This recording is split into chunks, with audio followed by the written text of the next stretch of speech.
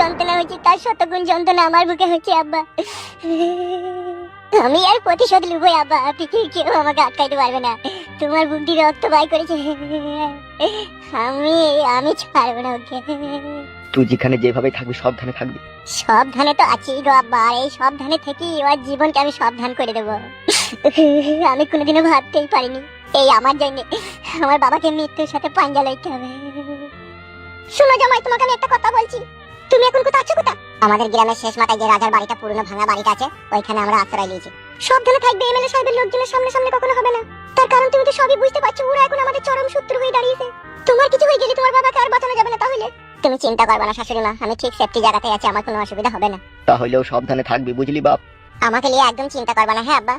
কি গো, তুমি কখন এলে? এই তো এক্ষুনি এলাম। কেমন আছো? ভালো আছো তো তুমি? হ্যাঁ আমি ভালো আছি, তুমি ভালো আছো তো? আছি বউ, কোনো রকম। বলছি বউ, ভাত রান্না হয়ে গেছে? হ্যাঁ হয়ে গেছে তো। চলো আমি চাইতে ভাত নিয়ে যাবো। এসো।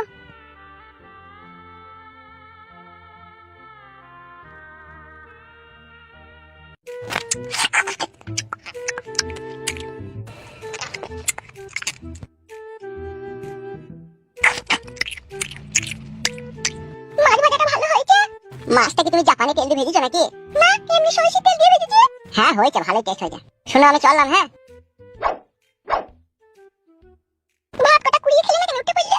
আমার পেট ভরে গেছে। কালো কুকুর বউ না খেয়ে আসলে খাওয়াটা তাড়াতাড়ি যেতে হবে। তুমি এখানে সাবধানে থাকবে, বেশি হুড়ু পাজা করবে না, ঠিক আছে?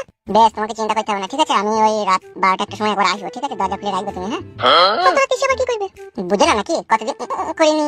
এতদিন পরে আমার দিকে এখন নজর দিলে তাহলে? তুমি আমার সাথে ব্যবহার ভালো করলে তোমার দিকে নজর দেবো, আর ব্যবহার খারাপ করলে আমি নজর দেবো না, আগে থেকেই বলেছি। ও কথা বললো না, আমি তোমার সাথে ব্যবহার ভালো করবো। বেশ ঠিক আছে, তুমি থাকো, আমি রাত্রে আসবো। হ্যাঁ ঠিক আছে।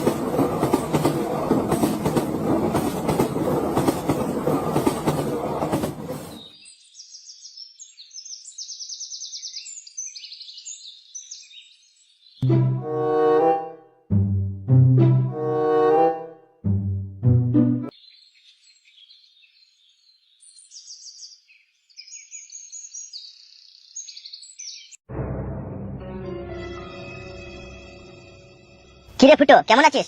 প্রিয়াঙ্কা কেমন আছিস রে? ভালো আছিস তো? কি ব্যাপার, আমার বকে ভালো আছিস বলছিস কেন? ওগো, ওটা আমার দাদা হচ্ছে, আমার কাকার ছেলে। তাই নাকি? হ্যাঁ গো হ্যাঁ। বাবা রে, তাহলে তোমার শালা বাবু হয়ে গেছে। বাল মুখ আমার বেশি কেলামো মারাই না, কেলামো মারাই না। রাগ করছিস নাকি ভাই? তোর বোনকে বিয়ে করছিস, তুই তোমার শালাবে? তুই যে আমাদের ক্ষতি করেছিস, তোকে কোনোদিন ঘরে লোক বলে আমরা মেনে নেবো না বে। বে বুকাচ্ছিদা, উঠ কেসটা একবার ধরো তো।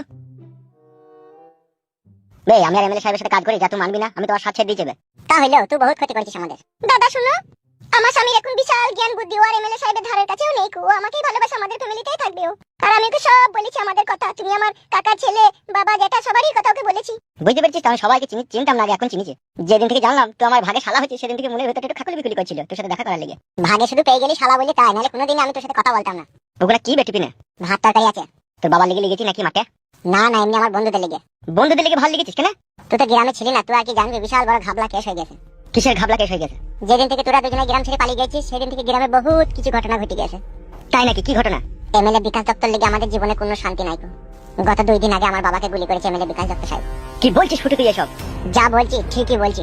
এমএলএ বিকাশ দত্ত সাহেব আমাদের পথের কাঁটা হয়ে দাঁড়িয়েছে।